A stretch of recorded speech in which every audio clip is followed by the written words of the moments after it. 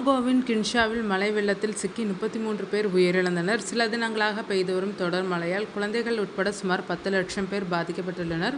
மழை தொடர்வதால் மீட்பு பணிகளில் சுணக்கம் ஏற்பட்டுள்ளது. ஆனாலும் நாட்டு மக்களை காக்க இராணுவம் மீட்பு பணியில் இறங்கியுள்ளது.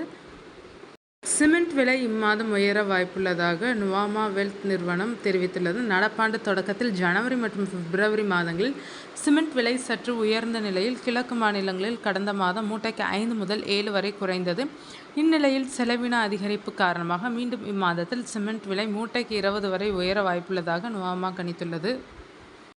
பொருளாதாரத்தில் பின்தங்கிய 1000 மகளிருக்கு மின்சார ஆட்டோ வாங்க கூட்டுறவு நிறுவனங்கள் வாயிலாக ரூபாய் 3 லட்சம் கடன் அளிக்கப்படும் என்று தமிழக அரசு அறிவித்துள்ளது.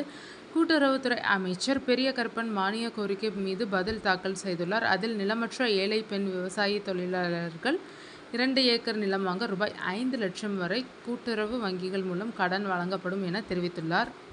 தமிழகத்தில் ரேஷன் கடைகள் மூலமாக ஏழை எளிய மக்களுக்கு அரிசி, பருப்பு மற்றும் எண்ணெய் உள்ளிட்ட பல பொருட்கள் மலிவு விலையில் கிடைக்கிறது. அதோடு அரசின் பல நல்ல திட்டங்களும் ரேஷன் கடைகள் மூலமாக பொதுமக்களை சென்றடைகிறது. இந்நிலையில் ரேஷன் கடைகளுக்கு இந்த வாரத்தில் மட்டும் மொத்தம் 3 நாட்கள் விடுமுறை வழங்கப்பட்டுள்ளது. அதன்படி ஏப்ரல் 10ஆம் தேதி மகாவீர் ஜெயந்தியை முன்னிட்டு ரேஷன் கடைகளுக்கு விடுமுறை. இதனையடுத்து ஏப்ரல் 11 மற்றும் 12 ஆகிய தேதிகளிலும் ரேஷன் கடைகளுக்கு விடுமுறை. மேலும் தொடர்ந்து வியாழன், வெள்ளி, சனி என தொடர்ந்து 3 நாட்கள் விடுமுறை வருவதால் அதற்கு ஏற்ப பொதுமக்கள் திட்டமிட்டு பொருட்களை வாங்கிக் கொள்ளுமாறு அறிவுறுத்தப்படுகிறார்கள்.